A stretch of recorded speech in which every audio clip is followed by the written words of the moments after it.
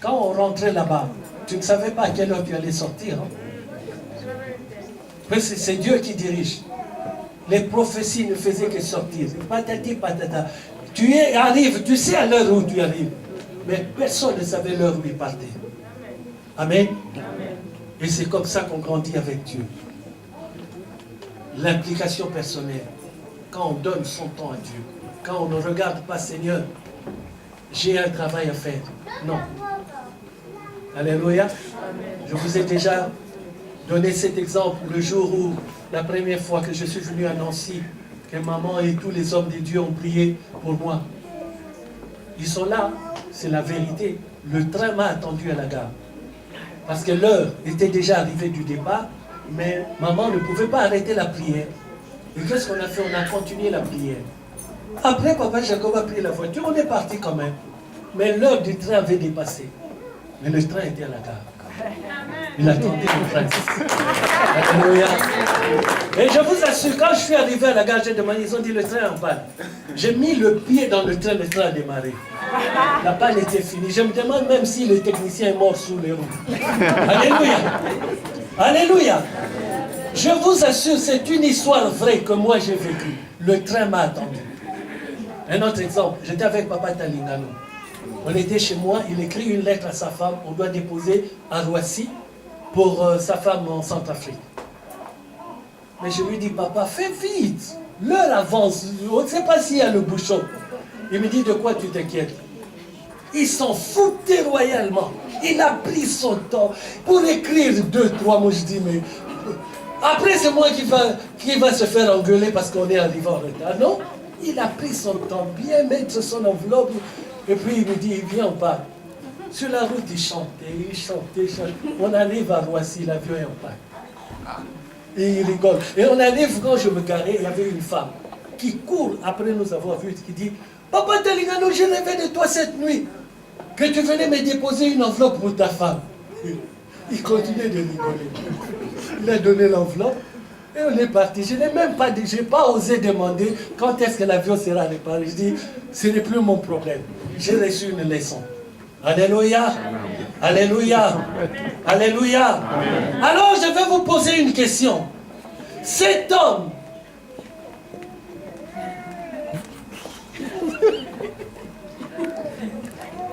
on m'écrit, il est temps, merci, mais moi je dis, il n'est pas encore temps.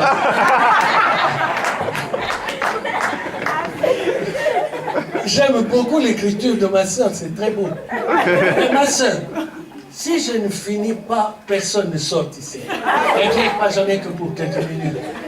Parce que si tu n'entends pas la fin, même si tu chantes après, cette chanson ne sera pas bien. Amen. Amen. Pardonnez-moi, faites quand même, je viens de loin, aidez-moi un peu. Prenez sur vous. Les beignets resteront là où ils sont. Vous allez les réchauffer. Amen. Amen. Amen. Maintenant, je vais poser une question pour que vous compreniez le temps de l'achèvement.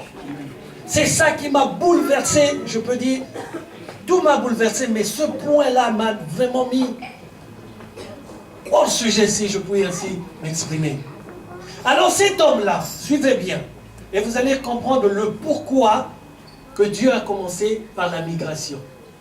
Après la migration, c'est qu'il a déposé à Noé, et ensuite, maintenant, on arrive à l'achèvement. Cet homme, on nous dit, il savait qui il était, il savait pourquoi il était venu sur la terre, il a reconnu le Seigneur. Ce n'est pas Jésus-Christ qui lui a dit, je suis Jésus le Christ, ce n'est pas lui. C'est Jean le Baptiste, en le regardant, qui a dit, voici l'agneau de Dieu qui ôte le péché du monde. Il n'a pas dit à Jésus, il a dit aux disciples qui étaient à côté de lui. Donc, il a discerné Jésus-Christ. Cet homme qui discerne cela, cet homme qui sait que Jésus est le roi, il connaît l'architecture du royaume de Dieu. Maintenant arrive la question qu'il pose. Pourquoi pose-t-il maintenant cette question? Luc chapitre 7, le verset 20. La parole de Dieu me dit ceci. Jean-Baptiste nous a envoyés vers toi pour demander. Oh, pour demander. Es-tu celui qui devait venir? Ah, quelqu'un qui l'a reconnu. Quelqu'un qui sait qui il est. Quelqu'un qui a dit voici l'agneau de Dieu. Alors pourquoi pose-t-il aujourd'hui la question? Es-tu celui qui devait venir? Pourquoi? Alléluia. Pourquoi? Réveillez votre esprit. C'est pour cela que Dieu a commencé par le voyage. Quand on change ton environnement, Jean le Baptiste est habitué à mettre la peau. Jean le Baptiste est habitué à parler de la parole de Dieu dans le lieu désert. Il était dans le désert, il annonçait le ainsi dit l'Éternel. Maintenant on le prend, on l'enlève de son désert. Arrivé en prison, on lui met le maillot à rayures. Alléluia. On commence à lui donner les mains du roi. Lui qui était habitué à manger que du miel, maintenant il mange la viande du roi. Oh, Jean le Baptiste est déboussolé. Mais il avait reconnu le Seigneur. Il savait qui était Jésus-Christ de Nazareth. Je suis en train de te dire, alléluia. Amen. Même si tu avais reconnu le Seigneur, mais dis-toi bien que Satan peut t'attaquer au dernier moment. Il peut changer ton environnement. Tu es habitué à chanter ici, il enlève ta voix et tu ne sais plus quoi faire. Pourquoi? Parce que tu n'avais que la chanson. Oh, alléluia. Tu ne peux pas seulement avoir la chanson, tu dois tout avoir. Est-ce que quelqu'un me suit? Est-ce que quelqu'un me suit? Jean le Baptiste est quelqu'un qui connaissait Dieu. Il connaissait l'architecture du royaume de Dieu. Mais alors pourquoi perd-il la tête aujourd'hui? Parce qu'on l'a changé d'environnement. On a déboussolé ses habitudes. Il était habitué à aller dans le désert. Il n'était pas habitué à aller prêcher dans les maisons. Alléluia. Amen. Dieu nous appelle à faire son travail partout. Pas seulement à prêcher dans l'église, mais aussi aller chercher les âmes dehors. Tu n'es pas appelé, mon frère, à seulement travailler ici. Non. Ici, c'est pour encadrer les gens. Mais va chercher les gens dehors. Va chercher les gens dans la rue. Ramène-les à la maison de Dieu. Amen. Alléluia. Amen. Si tu ne t'occupes que de ceux qui sont dans la maison, Dieu te demandera pourquoi n'es-tu pas occupé de ceux-là qui errent dans la route. Car Dieu ne nous a pas appelés seulement pour ici. Dieu nous a appelés à ramener ses âmes dans la maison de Dieu. Alléluia. Alléluia. Du point de vue de l'achèvement, Jean le Baptiste le Grand a échoué complètement. La preuve, il a été décapité. Alléluia. Cela montre que tout ce que Dieu a fait en lui a échoué à la dernière minute. Oh, est-ce que quelqu'un me suit? Est-ce que quelqu'un me suit? Alléluia. Je répète, je suis en train de parler que du point de vue de l'achèvement. Pas du point de vue de tout ce que Dieu a fait en lui. La preuve, Jean le Baptiste n'est pas resté sous terre. Il est là-haut. Alléluia. Mais du point de vue de l'achèvement, il a échoué. Cet homme connaissait le Seigneur. Cet homme parlait en langue. Cet homme avait la puissance. Cet homme avait la vision prophétique, la plus élevée qui existe. Cet homme était au-dessus de tout le monde. Au-dessus d'Élie, au-dessus d'Abraham, au-dessus de Moïse. Mais il a échoué à la fin. Pourquoi? Parce qu'il a complètement perdu ce qui faisait ce côté fort du départ. Alléluia. À cause du changement de ton environnement. Je suis venu te dire, mon frère et ma soeur, jusqu'au dernier moment de ton souffle. Alléluia. Si tu perds la notion de ce que Dieu t'a dit au départ, tu risques d'être décapité. C'est-à-dire, on t'enlève ce qui est le plus important, ta tête. Ce qui veut dire, tu as complètement échoué. Tu es passé à côté de la plaque. Est-ce que quelqu'un me suit? Est-ce que quelqu'un me suit? Alléluia. Est-ce que quelqu'un me suit? Alléluia. Ce n'est pas le début qui compte, la fin de toute chose est bien que son commencement. Alléluia. Amen. Alléluia. Amen. Le ministère pour les hommes de Dieu ne doit pas être un ministère historique. Dieu a fait en moi. J'aime un homme de Dieu à Paris, je dis j'aime. Mais lui, c'est toujours l'historique. Il y a 5 ans, Dieu avait fait ceci. Il y a 10 ans, Dieu avait fait ceci. Il y a 20 ans, et un jour, vous savez comment sont les Parisiens, il y avait un petit fou dans la salle, il se lève, mais pasteur, Dieu a fait il y a 10 ans. Dieu a fait il y a 5 ans. Dieu ne fait plus aujourd'hui. Depuis que tu es là, tu nous parles, on n'a rien vu. Tous les jours, on ne voit rien. Seulement, Dieu, j'étais en Angola, Dieu a fait. Dieu fait seulement quand tu vas en Angola. Dieu fait seulement quand tu vas...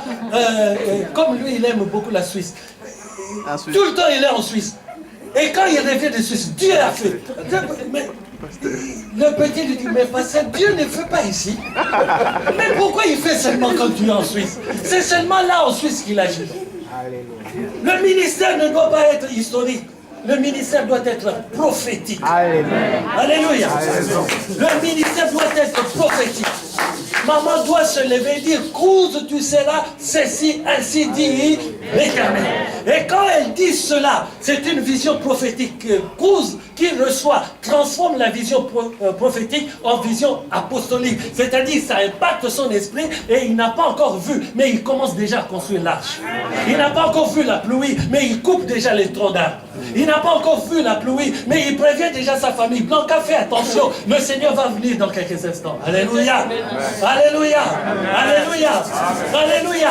J'aime pour terminer la vision prophétique de Caleb. Et je m'arrêterai là. Caleb est arrivé avec Josué. Caleb dit une chose dans le livre de Josué, chapitre 14, le verset 6 à 13, quelque chose qui m'a frappé. Il dit à Josué, je voudrais prendre l'héritage que m'avait donné